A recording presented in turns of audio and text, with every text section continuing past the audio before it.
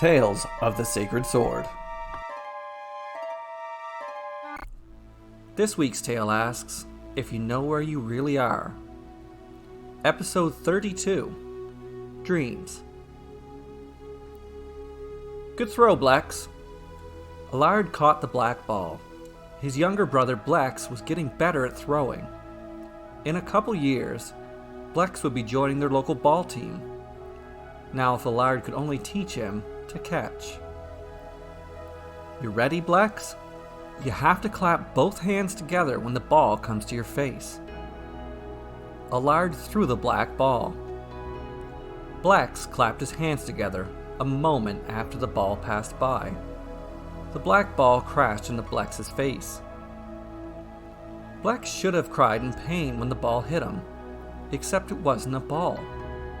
It was now a black pillow. Allard could have sworn the pillow smiled at him. Something was off. Come on, Blex. We should be getting home for supper. Allard looked around. He wasn't sure where he was. His surroundings were unfamiliar. They were in a field he had never been to before. There were no people around. The sky was dark, but moonlit. Where had they been all day? How did he and Blex get here? Allard turned around and around and around. On his third turn, he spotted his house. It was so far away, it was going to take an hour to get there, especially with how slow Blex walked. Blex walked beside Allard. He was pushing his black two-person tandem bicycle. Allard had forgotten they had the bike.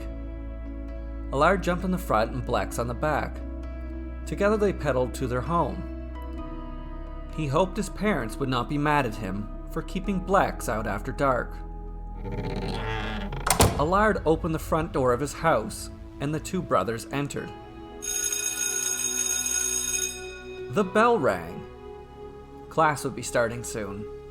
A dozen chairs and desks sat empty. They were the first ones there, but the other students would be arriving soon. Shoot! I didn't do my homework, cursed Allard.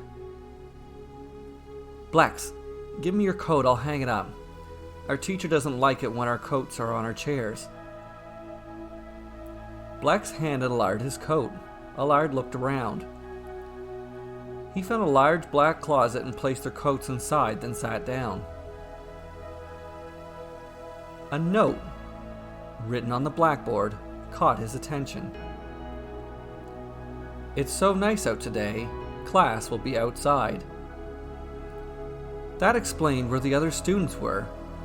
Allard grabbed Blex and pulled him outside. They were in enough trouble already. Outside, an axe and hatchet were buried deep in a stump. Ooh, we'd better put our tools away or Father will be angry, said Allard. Blex nodded. The axes were hard to see in the dark sky. Allard pulled the hatchet out of the stump and handed it to Blex. Then he pulled the axe out. He looked around until he spotted a black shed. This way, Blex. The axes go in the shed, said Allard. His thoughts were interrupted by the great hoot of an owl. Who are you? Asked the owl. I'm Allard, and this is my brother Blex, answered Allard. Ooh, how did you get here? Asked the owl. This is our backyard. We live here, answered Allard. Truth be told, he couldn't remember how he got here. He turned away from the owl and headed toward the black shed. Ooh, what are you doing? Asked the owl. We're putting our tools away, in our shed. Allard pointed toward the black shed. Ooh, that is not your shed, said the owl. What? Asked Allard. Ooh, Is your shed black? Asked the owl. Allard paused. He couldn't recall the color of his shed, but he was certain it wasn't black. Black would be a strange color for a shed. "Ooh. What else have you seen that was black?"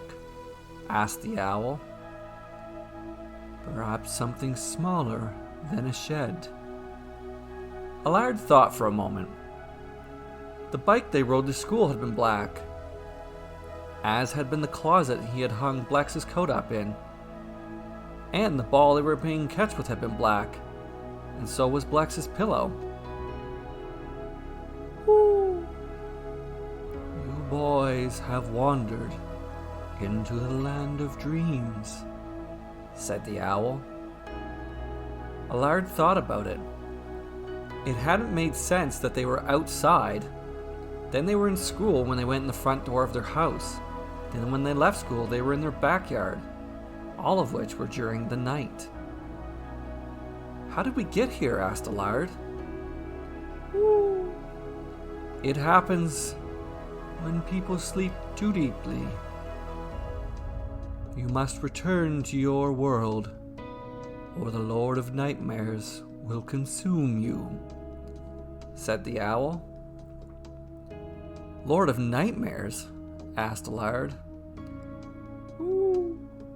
His power grows ever stronger. Now you see him as a shed. Enter that shed, and you will live in an eternity of torment. He was something smaller before, and he will be something larger soon. Eventually, he will engulf you," said the owl. "Well, how do we get home?" asked Allard. The black shed had doubled in size. Allard was terrified, not just for himself, but also for his brother Blex. "Ooh. Close your eyes. You will hear the call of 3 animals. The pigeon, the crow, and the rooster.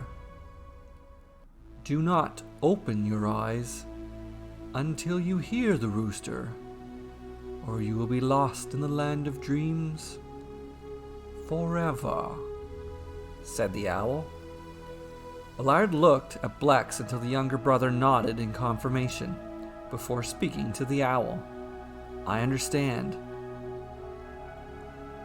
Close your eyes, Blex, and don't open them until you hear a crow of the rooster. You got that?" asked Allard. Blex nodded. "Close them," ordered Allard. Blex squeezed his eyes so hard, wrinkles formed and his face turned red. Allard took a deep breath and closed his eyes as well. "Ooh. Keep them closed until you hear the crow of the rooster." Silence. Darkness. More silence. More darkness.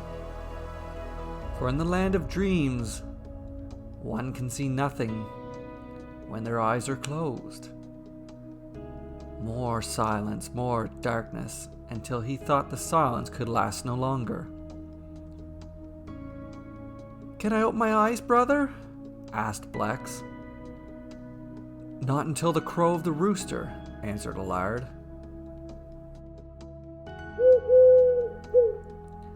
After a little more silence came the faint sound of a pigeon's coo.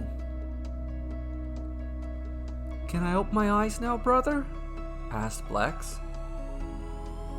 "Not until the crow of the rooster," answered Allard. After more silence came the faint sound of a crow's caw. "The crow sound! Just like you said, brother, we can open our eyes," said Blex. "No, Blex. Not until the sound of a rooster's crow," answered Allard. After a little more silence came the cry of a rooster's crow. Allard opened his eyes. The ceiling was above him. The warmth of his sheets swirled around him made him reluctant to get out of bed. He was home. It had all been a nightmare. He sat, trying to make sense of the dream. Allard turned to his right, toward Blex's bed. It was empty. Thank you for listening to this week's episode. I write and record these tales weekly. If you enjoy them, please click the like and subscribe buttons, along with the bell notification, and leave a comment. Thank you.